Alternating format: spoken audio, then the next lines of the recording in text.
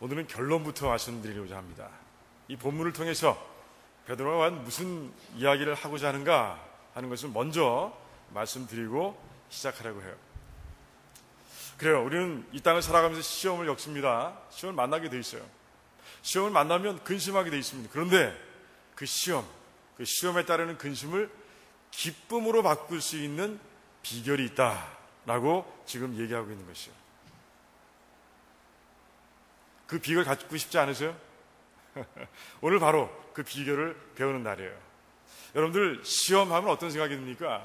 저는 이렇게 생각이 들어요.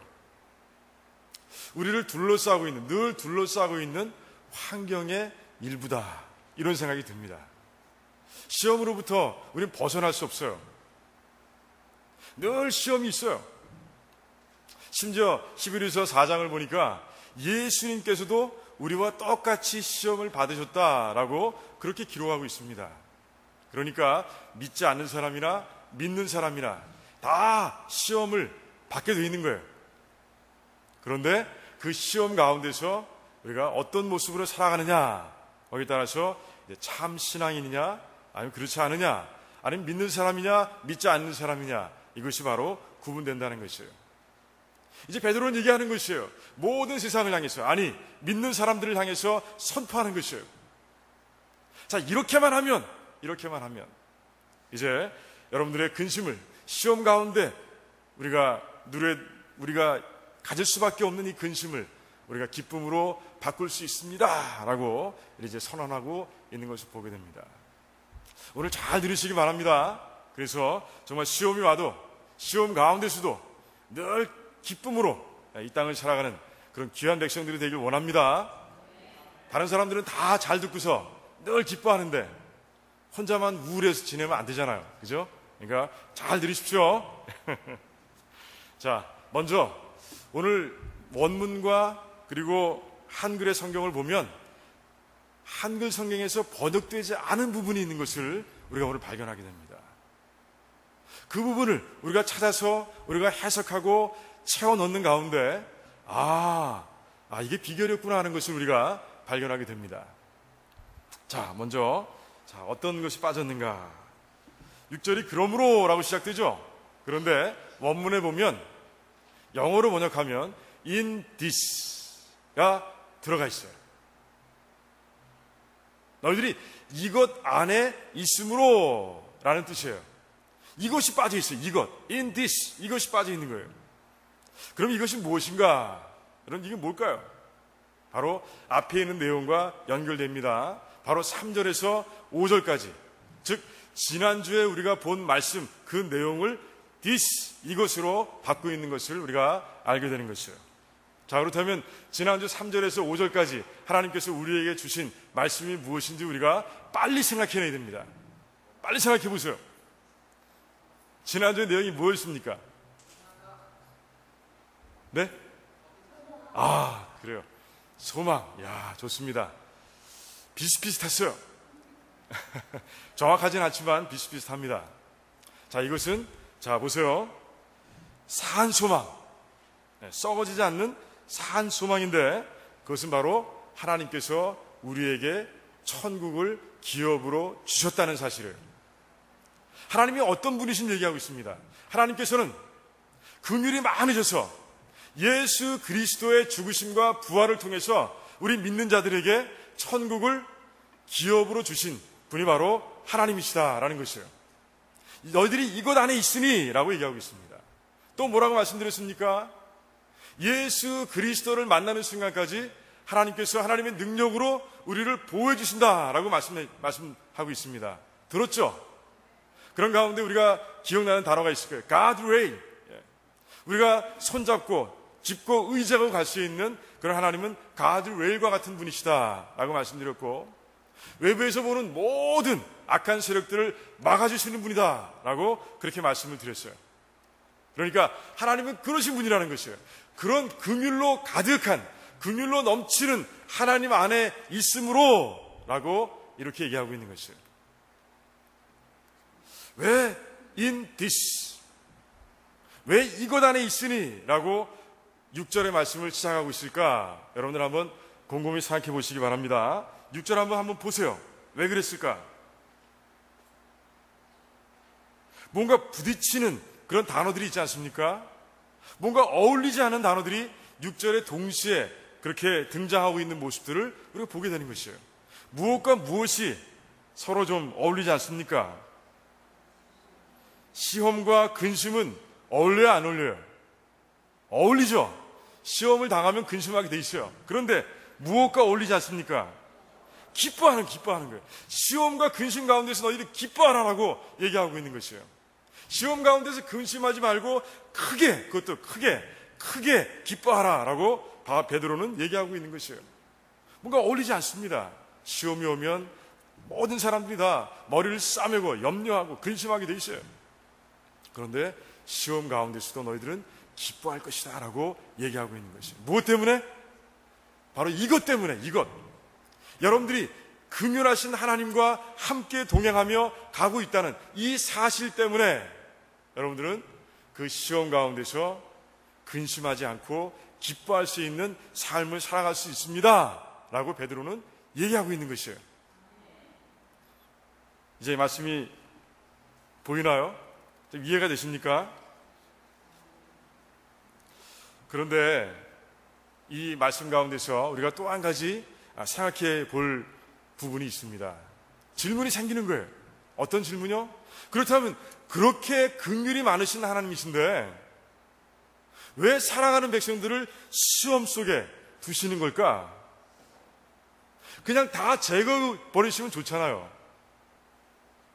우리를 사랑하시니까 우리들 근심을 하지 않도록 막기 위해서 시험을 다 그냥 막아주시면 좋잖아요. 그런데 왜 시험을 당하게 하시고 그 가운데서 잠깐이라도 근심하게 만드시는 걸까요? 그런 의문이 생기는 거예요. 그런데 그 말씀을, 그 의문을 풀기 위해서는요, 우리가 또 한 가지 빠진 피스를 발견할 수 있어야 돼요. 원문에 보면 6절에 뭐가 빠졌냐면 if it is necessary 라고 되어 있어요. 즉 그것이 너희들에게 필요한 것이라면 이렇게 말씀하고 계신 거예요. 이게 무슨 말씀이에요? 그 시험이 너희들에게 필요한 것이라면 하나님께서 시험 가운데서 너희들을 근심하게 만드신다라고 말씀하고 계신 거예요. 즉 무슨 말씀이에요? 좀 더 깊이 묵상하고 생각하다 보면 이런 말인 것을 알게 됩니다. 즉 하나님께서는 그 시험 중에서도 역사하고 계신다는 거예요. 그 시험 가운데도 분명한 뜻을 가지고 시험하시는 분이, 시험 허락하시는 분이 바로 하나님이시라는 것을 우리가 알게 되는 것이에요. 자, 이렇게 되니까 점점 우리의 마음이 누구로 들지 않습니까? 우리 하나님께서는 그렇게 역사하시는 거예요. 우리에게 시험을 주시되 우리에게 꼭 필요한 시험만 허락하시는 분이 바로 하나님이신 거예요. 그런 가운데 우리는 이제 기쁨까지는 가지 않아도 근심이 있어도 시험을 당해도 이제 근심하지는 않을 수 있겠다라는 생각은 우리가 할 수 있게 됩니다. 이제 근심하지 않을 자신 있으세요? 그래요. 하나님께서 필요해서 주신다니까요. 그것이 우리에게 필요한 것이기 때문에 주신다니까요. 그러면 우리는 기뻐할 수는 없어도 그래도 근심하지 않은 단계까지는 우리가 갈 수 있는 것이에요. 자, 그렇다면 기쁨의 단계까지 가기 위해서는 우리가 무엇을 더 발견해야 되느냐? 시험의 목적을 발견하면 되는 거예요. 하나님께서 어떤 목적을 가지고 우리에게 시험을 주시는가? 자, 어떤 목적을 가지고 주십니까? 오늘 7절에 그 답이 나와 있습니다. 어떤 것 같습니까? 그래요. 우리의 믿음이 성장한다는 것이에요. 그 시험 가운데서 우리의 믿음이 연단되고 그리고 점점 자라나고 커진다는 것이에요. 그런 가운데 이제 마지막 때 우리가 주님 앞에 섰을 때 그 믿음의 모습을 가지고 주님 앞에 섰을 때 이제 주님으로부터 칭찬과 영광과 존귀를 얻는 모습으로 세워질 것이다 라고 분명하게 말씀하고 계신 거예요. 이게 하나님의 목적이신 거예요. 필요한 시험을 주시는데 그 시험 가운데서 우리의 믿음을 단련시키시고 그런 가운데 이제 상급, 하나님 나라에 갔을 때, 이제 주님 앞에 섰을 때 하나님의 상급을 풍성하게 누릴 수 있는 백성들로 하나님께서는 만들어 주신다는 것이에요. 여러분 한번 생각해 보시기 바랍니다. 이 시련을 이기고 극복하고요, 그런 가운데 정금 같은 믿음이 되어서 그렇게 살아가다가 이제 마지막 때 주님 앞에 선 여러분들의 모습을 한번 생각해 보시기 바랍니다. 여러분을 향해서 이제 칭찬하시는 주님의 모습을 생각해 보시기 바랍니다. 여러분들에게 영광을 돌리시는 주님을 한번 보시기 바랍니다. 여러분을 존귀하게 여기시는 그런 주님의 모습을 한번 생각해 보시기 바랍니다. 여러분 어떠세요? 시험 받는 동안에 여러분들 기뻐할 수 있지 않겠어요? 기뻐할 수 있는 거예요. 그 미래를 바라볼 때, 그 목적을 이뤄가면서 이제 마지막 때 하나님 앞에 든든하게 설 나의 모습을 생각할 때 우리는 얼마든지 근심하지 않고 기뻐할 수 있는 그런 삶이 될 수가 있는 것이에요. 베드로는 이 비결을 여러분들에게 오늘 말씀하고 계신 거예요. 하나님은 긍휼의 하나님이십니다. 그래서 하나님은 아무런 이유 없이 여러분들에게 시험을 허락하지 않으시는 분이에요. 하나님께 분명한 필요에 따라서 하나님의 뜻이 있으셔서 여러분들에게 시험을 허락하시고요, 그 시험을 통해서 믿음을 세우시고요, 그 믿음을 가지고 주님 앞에 서는 순간 칭찬과 영광과 존귀를 누리는, 얻는 그런 귀한 백성으로 하나님께서는 여러분들을 세우신다는 것이에요. 그러니 시험을 당할 때, 여러분들에게 시험이 올 때 이제 기뻐하라 라고 베드로는 강하게 담대하게 선포하고 있는 것이에요. 전 여러분들이 다 그런 모습이 되길 원합니다. 정말 시험이 와도 근심하지 않으며 기뻐하며 그 시험 가운데서 믿음을 세워가는 그런 귀한 백성들이 되시기를 주님의 이름으로 축원드립니다. 설교가 다 끝난 것 같죠? 다 끝났어요. 이제 말씀 맺기 전에 한 사람의 인생을 여러분들에게 소개하고 이제 맺고자 합니다. 이분은 1718년 4월 20일 날 태어났어요. 이제 미국과 영국의 영적 각성을 이끌 그 조나단 에드워드하고 요한 웨슬리가 14살이었던 때 그가 태어납니다. 조지 윗빌드, 대단한 사람이죠. 미국의 부흥운동을 일으켰던 장본인 중에 한 사람입니다. 그가 4살 때 이제 이 어린아이가 태어난 것이에요. 근데 이 아이는 어릴 때부터 시련을 겪습니다. 9살 때 아버지를 잃어버리고요. 그리고 14살 때 또 엄마를 이제 엄마가 죽는 모습을 그가 보게 됩니다. 그런 가운데 이 마음속에 영적인 상처가 생긴 거예요. 엄격한 청교도 집안에 자라났지만 이 마음속에 하나님을 향한 왜곡된 인포메이션이 이제 자리 잡고 만 것이에요. 하나님은 사랑의 하나님은 아니셔 라고 생각이 드는 겁니다. 엄격하고 가차없이 나의 소중한 것을 뺏어갈 수 있는 분이 바로 하나님, 이런 생각을 하게 되는 것이에요. 그런 가운데 정말 하나님의 권위에 도전하는 그런 삶이 되어버리고 말았고요. 신앙생활은 하는 것 같지만 습관적으로 하고 율법주의적인 생각, 나가 다 할 수 있어, 하나님 도움 없이도 나는 할 수 있어 라는 그런 신앙관을 가지고 그가 자라나기 시작했어요. 그렇게 살다가는 하나님의 은혜도 체험하지 못하고 그렇게 갈 수밖에 없는 인생이었지만 하나님께서 그에게 찾아오셔서 놀라운 은혜를 체험하게 하시는 거예요. 1739년 7월 12일이었습니다. 그는 여느 때와 마찬가지로 해가 뜨기 30분 전에 일어나서 이제 숲속을 거닐며 기도하기 시작합니다. 그런데 그 순간 하나님께서 엄청난 영광으로 그의 영혼 가운데 임하신 거예요. 말로 표현할 수가 없어요. 그 기쁨과 감사, 막 솟아오르는 기쁨과 감사, 평생 경험하지 못했던 그런 은혜가 그의 영혼 가운데서 막 펑펑펑펑 쏟아지기 시작을 합니다. 솟아오르기 시작합니다. 그런 가운데 그는 그 자리에서 엎드립니다. 이젠 자기는 보이지 않습니다. 나는 내 힘으로 살 수 있어 했던 그가요, 정말 비천한 자신의 모습을 발견하게 되고, 그런 가운데 이제는 내가 하나님의 중심으로 살아가겠습니다라는 고백이 그 입에서 터져나오기 시작합니다. 먼저 그의 나라와 의를 구하는 자가 되길 원합니다 라고 고백하는 것이에요. 그런 가운데 이제 그가 이제 목회자가 되겠습니다. 제가 이 신학교 가서 목회자가 돼서 그 잃어버린 양들, 또 교회에 있는 양들을 하나님께로 인도해가는 그런 삶을 살아가겠습니다라고 이제 고백하는 것이에요. 바로 21살 때 일이었어요. 그리고 그 다음에 그는 이제 예일대학에 들어갑니다. 신학부에 들어갑니다.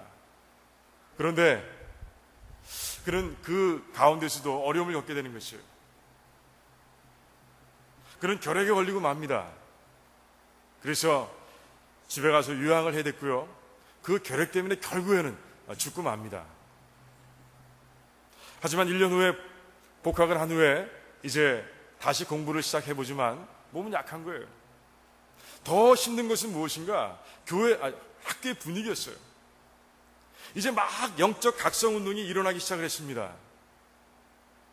그 영적 부흥의 운동이 학생들에게는 영향을 미쳤는데 그 예일대학에서 가르치는 교수들의 마음까지는 다가가지 못했던 거예요.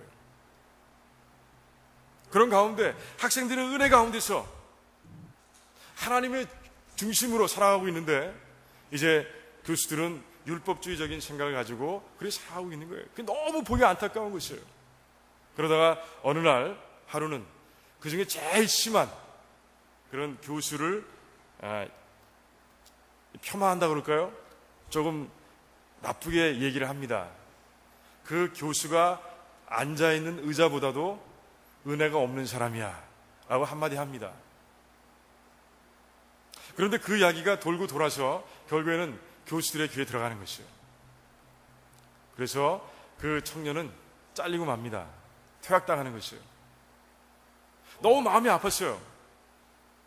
하나님의 은혜를 체험하고 하나님의 소명을 그러니까 분명히 들었다고 생각을 했고, 그런 가운데 신학교에 왔는데 그 심각하지 않은 이야기, 자기가 생각에는 전혀 심각하지 않은 그 이야기 속에서 그가 퇴학을 당한 그 사실이 너무 견딜 수가 없었던 거예요. 그런 가운데 그는 하나님의 은혜를 잊지 않기 위해서 또 기도하기 시작합니다. 하나님 이 길이 아니었습니까? 만약에 이 시련 가운데서 제가 발견해야 될 하나님의 뜻이 있다면 지금 보여주시길 원합니다 라고 그 청년은 열심히 부르짖어 기도합니다. 그때 스코틀랜드 그 장로교단에서 만든 선교단체에서 연락이 옵니다. 미국에 있는 인디안들을 위해서 선교하시지 않겠습니까? 라고 제의가 들어옵니다. 그때 그는 그것이 하나님의 응답이신 줄을 믿었어요.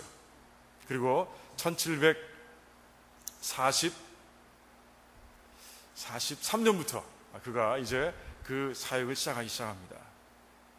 하지만 그에게 인디안 사역은요 굉장히 힘든 것이었어요. 왜 그렇습니까? 그는 폐결핵 환자였어요. 결핵 환자였어요. 제가 결핵에 걸려가서 알지만 결핵 환자는요 힘이 약합니다. 잘 먹어야 됩니다. 그래야 하루하루 연명할 수 있는 것이에요. 그런데 그 인디안 사역은 그렇지 못했어요. 환경이 그렇지 못한 거예요. 음식도 형편없고요. 자는 것도 형편없을 수밖에 없는 거예요. 왜? 인디안들이 그런 곳에 살기 때문에 그렇습니다. 그러니 많은 사람들이 말렸습니다. 그것은 네가 죽으러 가는 길이라고 말렸어요. 하지만 이 청년은 하나님의 뜻을 알았기에, 하나님 뜻이 거기에 있는 것을 알았기에 그는 일어나서 가는 것이에요.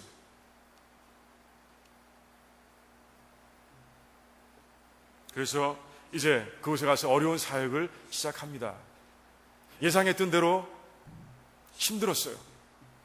모든 것이 다 시험이었습니다. 한 가지 한 가지가 매일매일 시험이었어요.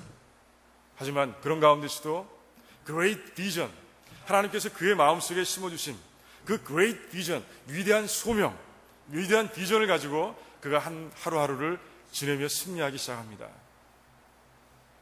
처음에 인디안들은 이해가 안 됐어요. 쿨럭쿨럭 기침할 때마다 피가 비치고요. 피를 토하는 청년. 정말 툭 건드리면 쓰러질 것 같은 청년이 와서 복음을 전하는 거예요. 자기들은 이미 믿는 신들이 있습니다. 우상들이 있습니다. 그럼에도 불구하고 와서 복음을 전하기 시작하는 겁니다. 처음에는 이상하게 생각했고요. 처음에는 비웃기도 했고 그런 반응을 보였습니다. 그런데